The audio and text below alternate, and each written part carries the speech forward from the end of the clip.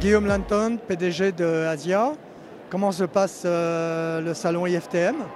C'est un très bon démarrage, c'est la rentrée des classes. On est vraiment sur le démarrage de l'année, on est en train de parler évidemment des destinations d'hiver et on prépare 2022.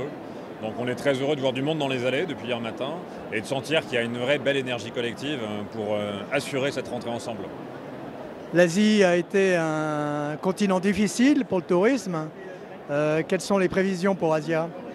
L'Asie a été le premier continent à rentrer dans la crise, puisqu'on a connu évidemment la pandémie dès le mois de janvier 2020, donc ça fait quasiment 2 ans maintenant. On sera certainement l'un des derniers continents à sortir de la crise. Pour autant, on sent qu'il y a une ouverture séquencée, à commencer par le sud de la Thaïlande, puisque Phuket et ses îles environnantes ont réouvert au tourisme depuis début juillet. Le Sri Lanka est ouvert également.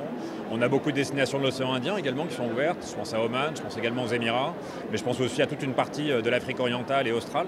Donc on a vraiment fait le choix, nous, de diversifier, d'ouvrir le terrain de jeu pour pouvoir permettre à nos voyageurs, que ce soit via nos partenaires en agence, mais également nos voyageurs directs, de pouvoir s'offrir des cartouches et de pouvoir partir sur des belles destinations qui sont possibles sur l'hiver. On a une bonne quinzaine de destinations sur une cinquantaine qui sont accessibles aujourd'hui. Asia a mis en œuvre plusieurs partenariats. Quelle va être la suite? 2 partenariats majeurs, un partenariat intermède pour l'été, pour pouvoir proposer des départs en petits groupes sur des destinations européennes, Italie, France, mais également Portugal, Suisse en train panoramique. Partenariat plus récent avec Amerigo, pour permettre là aussi à nos voyageurs de partir sur les zones qui sont aujourd'hui accessibles de l'Amérique du Nord. Canada en tête, mais aussi États-Unis depuis avec l'annonce récente et puis des départs qui seront possibles en novembre. La suite de l'histoire, c'est d'espérer évidemment l'ouverture du reste du sud-est asiatique.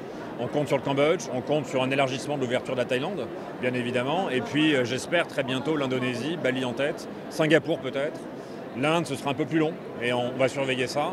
Et puis tout le reste du Pacifique également, Japon de la même façon, sur des ouvertures qui ne devraient pas tarder avec, on l'espère, des premiers départs qui auraient lieu sur janvier-février pour être prêts pour le printemps et pour l'été 2022.